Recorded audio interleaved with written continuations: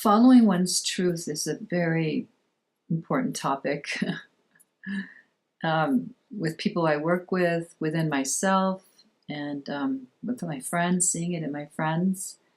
And it's kind of like a muscle that we learn over time of how to tune in and then follow what it is that is the deepest truth that we have, that we can access in the moment.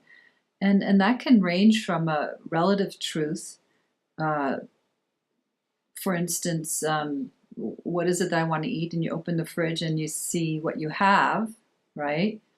All the way to a very subtle sense of where you should be moving to, if you should be in relationship with somebody or not, or stay in relationship.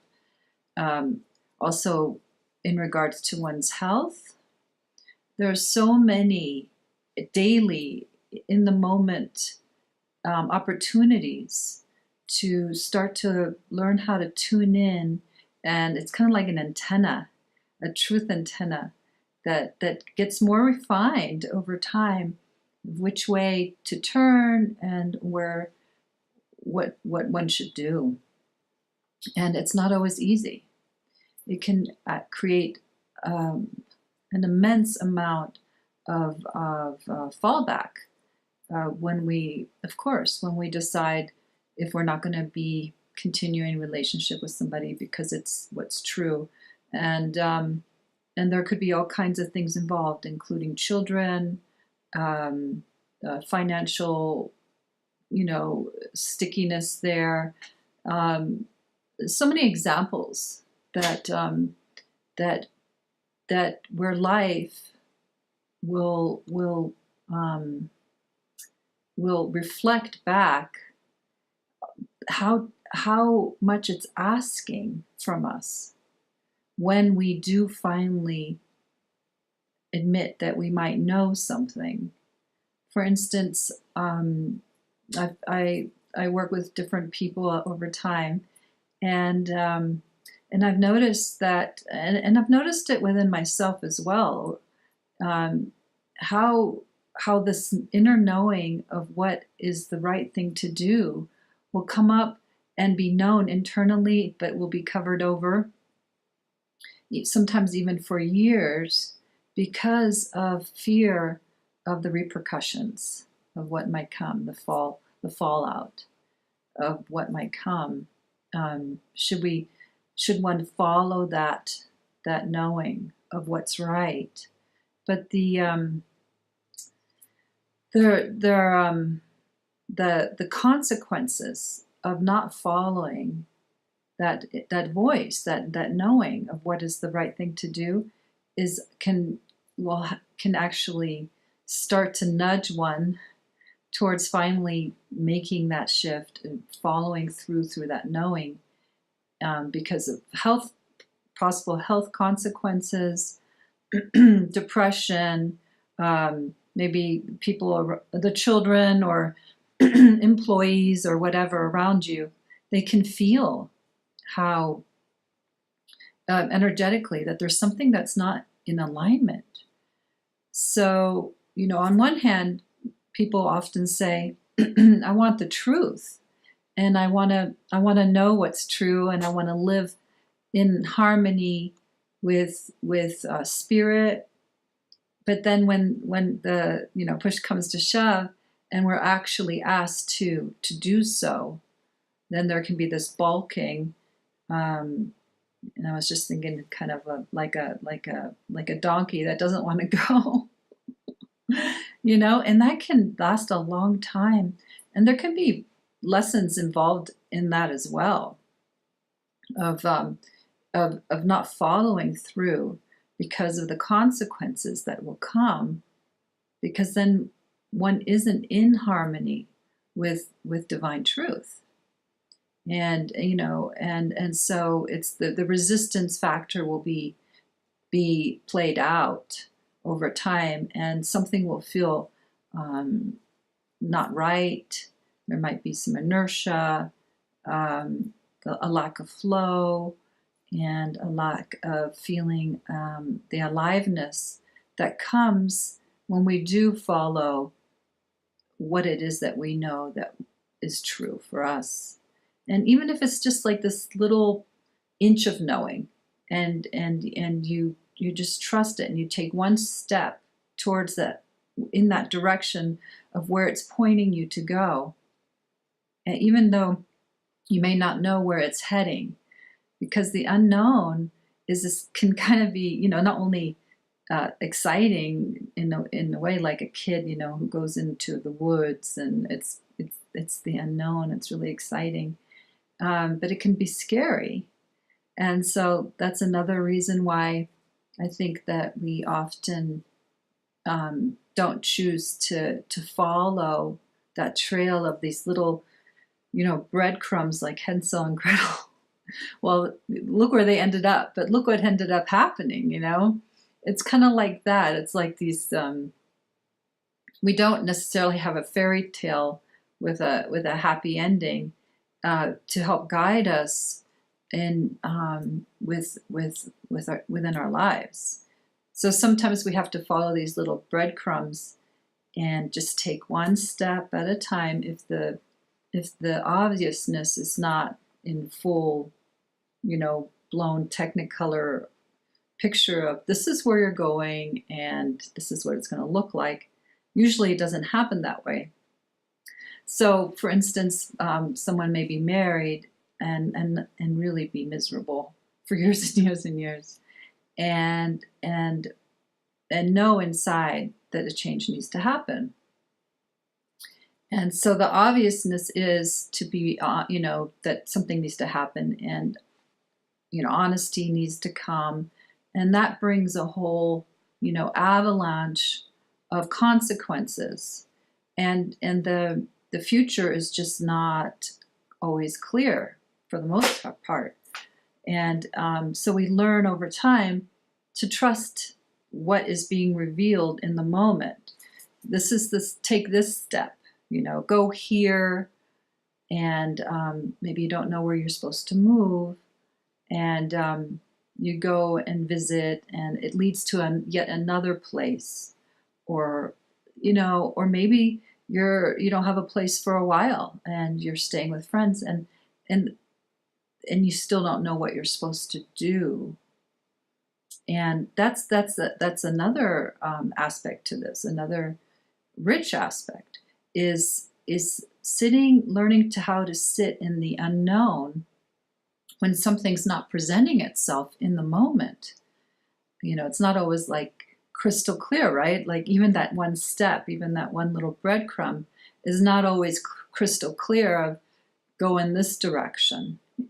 It might be a day-to-day kind of thing, but not maybe what should I do next week? Should I go to, take that trip, so on and so forth. And sometimes we have to sit in the unknown, and that can be really uncomfortable. But that's truth in the moment. How it's showing up is you don't know, and to see if you can sit in that with curiosity and kind of like an openness, like this is really interesting. I don't know, and can you not move from that place when that occurs, and not get anxious, thinking something's wrong because you don't know in that moment. And the more that we settle, the more that one settles in that not knowing, there can be a richness in that. There's something percolating. There's something that's not quite cooked enough to bubble up to the surface in order to make itself clear of what's next. So that can be a very rich exploration, and that can come in, every day. Even maybe there's a moment of, or two or three, not just not knowing in the mind, right? But just also like sitting with not knowing of what's coming next. and at times it's not there at all. Weeks can go by, and there's just a flow, a natural flow where doing is happening without needing to just collect itself and rest in unknown, in the unknown. So however it's moving, that's truth, and it's, in the moment. And truth doesn't need to look any certain way. We don't need to have proof that we're living in truth and that we're living a the most awakened life that we can imagine if we always sort of know what's next. That's not how it works. There are rest periods in nature and growth spurts, and that same thing happens with us. So in terms of repercussions for following truth, it's not like it's always a happy ending. It might be the right ending, that your soul, your spirit, your being is being guided towards for a variety of reasons. But the truth is that it's the mind that makes up a story of how it's supposed to look in the end. And that's not necessarily how it works. I mean, if you look at different beings over time who followed truth and ended up dying for it, like Jesus, and a lot of the different saints, and that can kind of create a little bit of collective fear, even of like, if I follow truth to such a degree, I'm going to be ostracized, I'm going to be rejected, maybe something terrible will happen, and there are no promises, and that's part of the unknown nature of things. And the reason that this topic even came up for me to share, besides the fact that it seems to be in almost every session that I work with people, that that muscle is still being exercised, and the learning curve is still occurring of how to tune in and into what's true first, like that antenna, and then secondly to trust it enough to follow it and see what gets revealed, and to go through that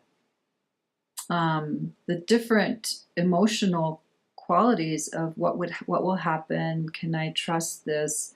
Will do, and to also let go of imagination that it's going to necessarily be a type of outcome that is going to be the best in the world, and it is, but it's not in the way that we might imagine it to be. It is the right way to move. That's my opinion. And even if one makes a mistake, and go and think later, that might not have been the full truth. So that's how we can learn and refine the ability to listen to the inner of which way to follow. And I wanted to bring up a personal example because I think sometimes that can be, helpful. Is when I was a young adult, I like 20 or something, I started to study yoga and meditation, and became a yoga and meditation teacher eventually. And I left college in my third year.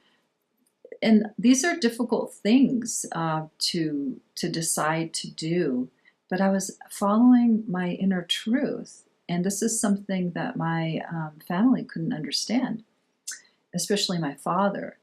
And in the end, I ended up being disinherited when he died, and he left everything to his wife at the time, and so my kids and I later in life suffered. Because I was a single mom, for this choice I had made, in terms of I had to follow my truth no matter what, even if in the eyes of of the authority figures in my life weren't approving of it. And these are big things because, I'm bringing this up also because there are people I know right now who are making really tough choices and are afraid of the repercussions. And I'm not going to be pretending to say that it necessarily is always easy what ends up happening, but I don't regret following the truth at that time. I wouldn't be, obviously, who I am right now, doing the work that I do, excuse me, being able to guide people into it in the way that I do. And also, I know that Spirit was really pushing me in a direction at the time, because it led to yet another thing, and it opened up yet another thing, and that wouldn't have occurred.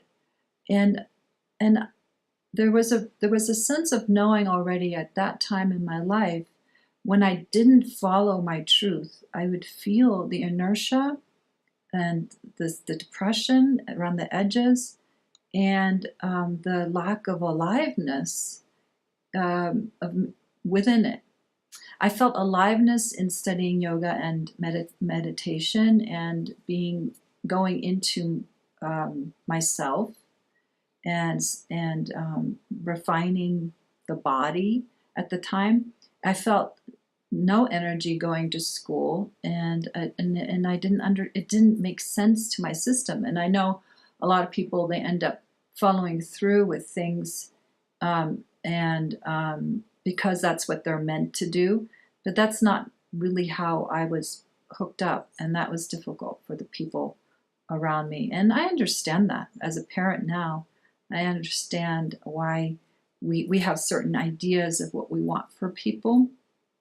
And that includes what you might want for someone in your life, not just for yourself, learning how to follow truth, but then giving that same permission or open-mindedness, not that anyone needs your permission, but the same allowance psychologically and energetically of like, I really don't know what's best for you.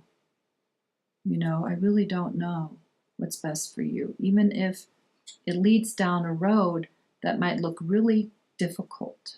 If someone might end up in, getting very sick or being in jail even, you don't know, right? But we don't really know what it is that is best for somebody on a soul and spirit wise, especially if in the moment they're learning themselves how to tune in. Of course, we learn by making mistakes as well. And that is kind of like, karma or life lessons, kind of going, hey, you didn't really listen, to what's true for you, and you're going to, sit here and suffer the consequences until you get it. It's a big school. This life is a giant school. And it's not just for oneself that the consequences occur when we're following truth, right? It's also for others, and what other people who may be karmically involved with you at the time. For people for them to be able to see for themselves that maybe they don't know what it even looks like when someone's following their truth. Can we see that in one another?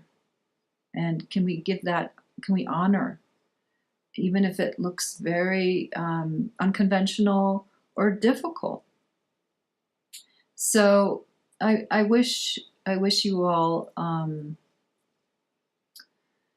the courage and the self-care and self-love that it takes to follow your own truth. And even if you stumble and make a few mistakes, it's kind of like the ship gets righted over time, and even though there may be consequences that don't end up looking like a fairy tale, and I don't want to only paint a bleak picture. I hope I'm not, because the truth is that it's a wonderful feeling to actually follow truth. There's a feeling of aliveness.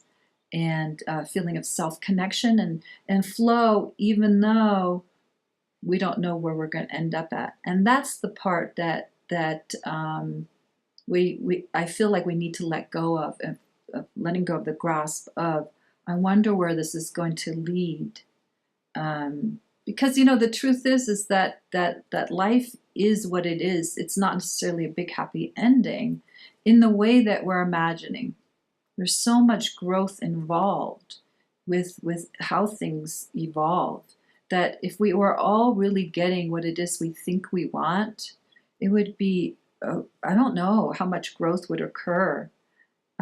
It'd be some kind of strange utopia that where we may not be rubbing up against life, and who knows? That's all imagination again.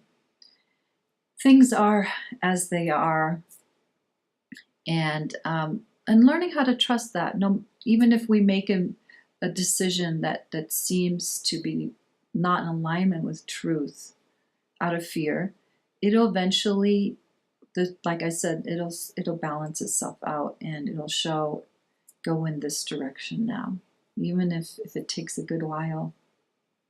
Because what's beautiful about following truth is that the unification, the sense of being in alignment with all that is, with it inwardly and outwardly, being in inner alignment is the best feeling in the world, no matter what the supposed outwardly consequences are. And then we just deal with them. We deal with the consequences and be present and truthful with ourselves in regards to that. So, wishing you well.